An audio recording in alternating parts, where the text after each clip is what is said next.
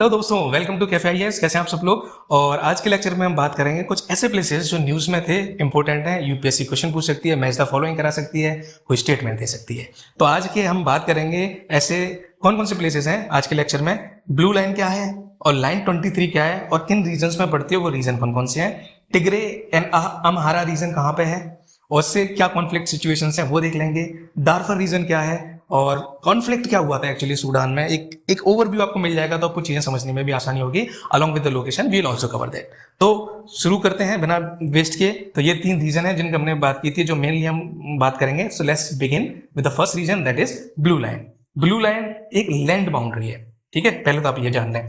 अब ये कॉन्टेक्स्ट समझ लेते हैं। कॉन्टेक्स्ट में क्या था कि रिसेंटली कुछ मंथ पहले यूएस के जो एनवॉय हैं उन्होंने कहा था कि ब्लू लाइन के दोनों तरफ जो कंट्रीज हैं और उनमें इस लैंड के अलोंग पीस और सिक्योरिटी को गारंटी करने की, इंश्योर करने की बहुत जरूरत है, क्योंकि ऐसी सिचुएशन है, बड़ी वॉलेटाइल है, बड़ी कॉन्फ्लिक्टिंग सिचुएशन है।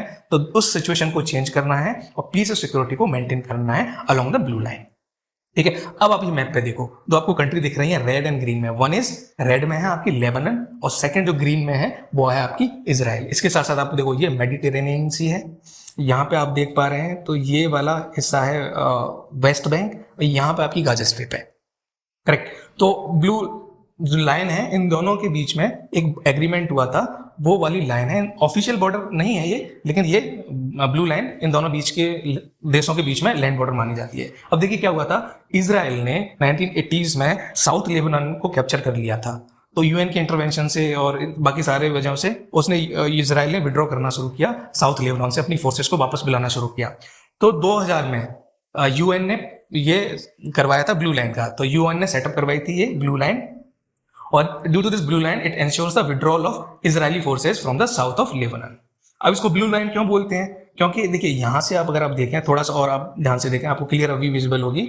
यहाँ पर ये वाली लाइन है इन दोनों कंट्रीज के बीच में। तो जो मेडिटेरेनियन सी है वहां से लेके और जो गोलन हाइट्स जाती है सीरिया तक, सीरिया में सिचुएटेड है, यहाँ तक जो है जो बनाई गई है, एक लाइन बनाई गई है, वो ब्लू बैरल से बनाई गई है इन दोनों देशों के बीच में, इसलिए इसको कहते हैं ब्लू लाइन। तो यानी कि लैंड बाउंड्री एग्रीमेंट है एक तरह से लेबनन और इजराइल के बीच में, ठीक है। अब इसके साथ साथ हम देख लेते हैं लाइन 23। ये एग्रीमेंट हुआ है इजराइल और लेबनन के बीच में मैरीटाइम बॉर्डर को लेके, ठीक है।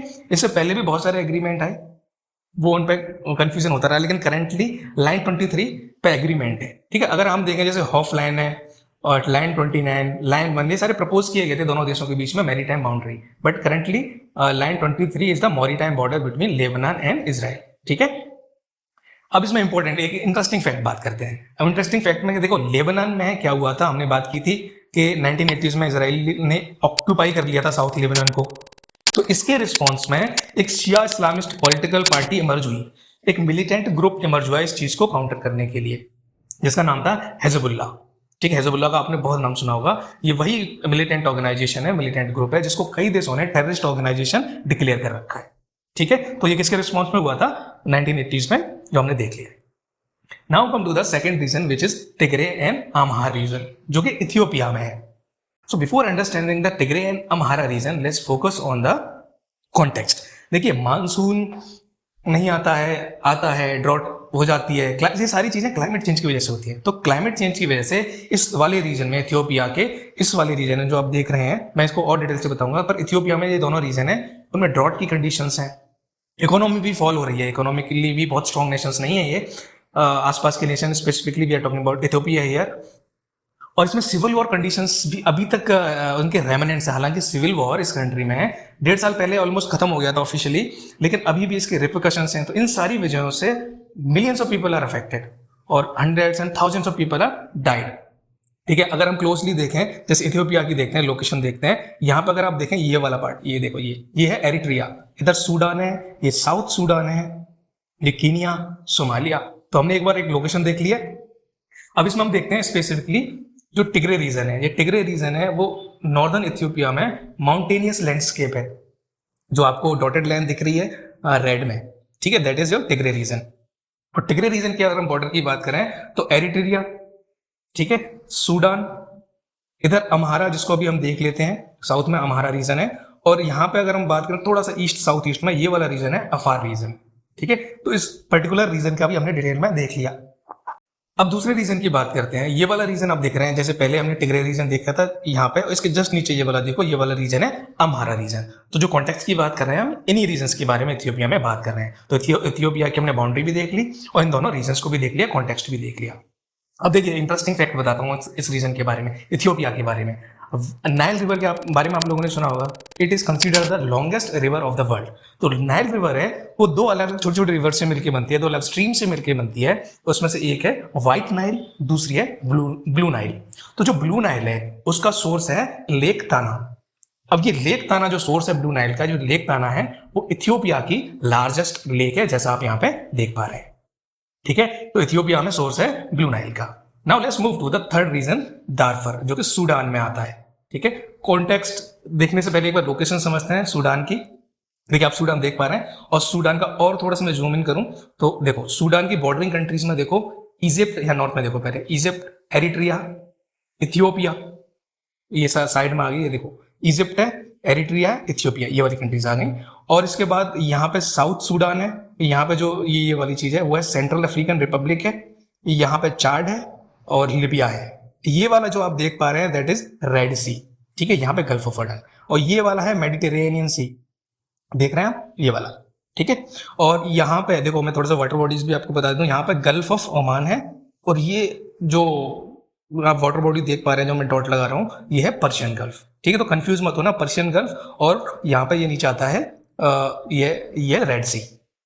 करेक्ट, तो हमने एक लोकेशन देख ली। Now let's understand the exact location of Darfur region. तो सूडान में भी अगर हम वेस्ट पार्ट में देखें, जो रेड में आपको हाईलाइटेड दिख रहा है दैट इज दारफर रीजन। ठीक है, अगर दारफर रीजन की हम बात करें तो मेनली इसमें किस वजह से प्रॉब्लम है, किस वजह से न्यूज में है, क्योंकि यहाँ पे अरब पॉपुलेशन है और अफ्रीकन पॉपुलेशन में वो लगातार कॉन्फ्लिक्ट में रहती हैं।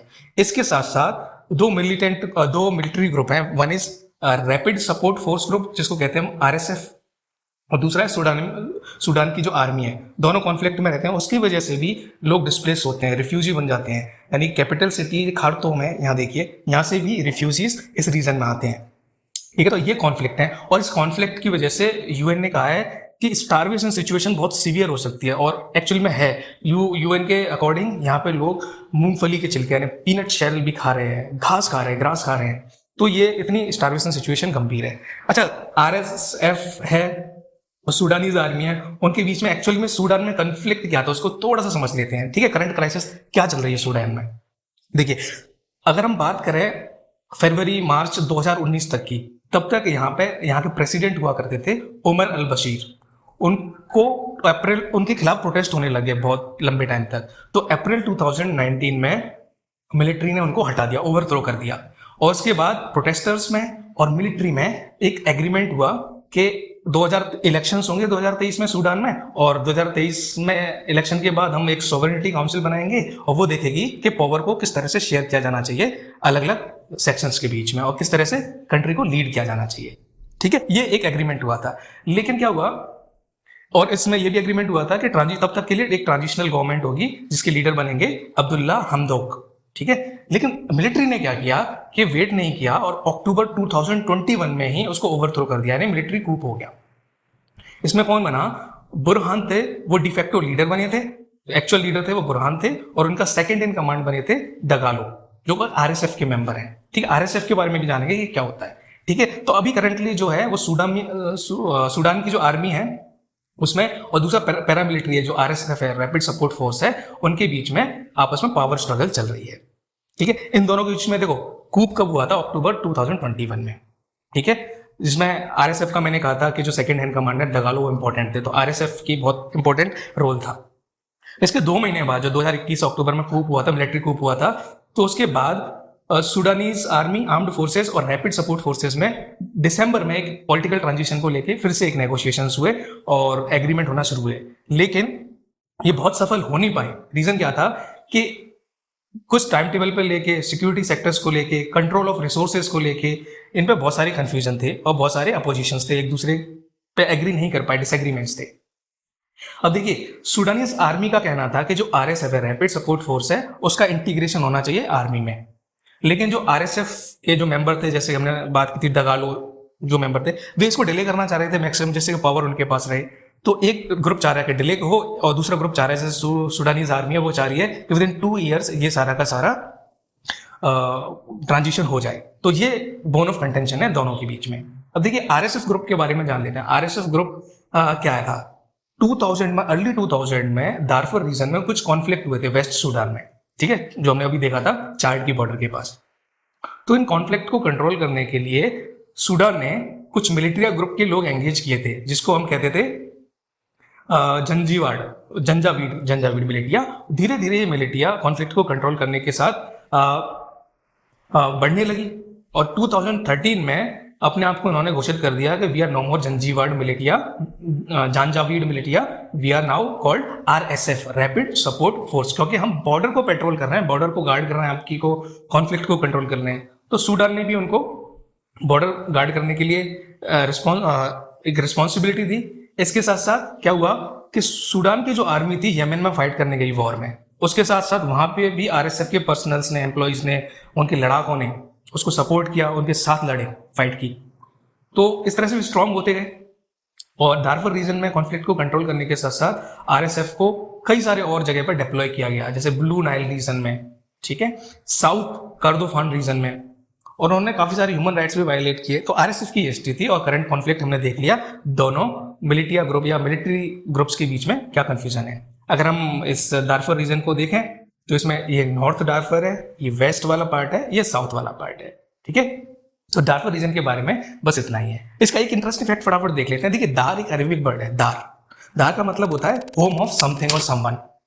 अब फर को बहुत से इंडिविजुअल हिस्टोरियन क्लेम करते हैं, एंथ्रोपोलॉजिस्ट भी क्लेम करते हैं कि फर का मतलब होता है blacks.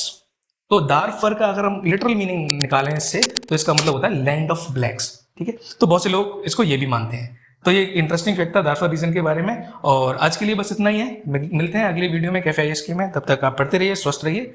Thank you very much.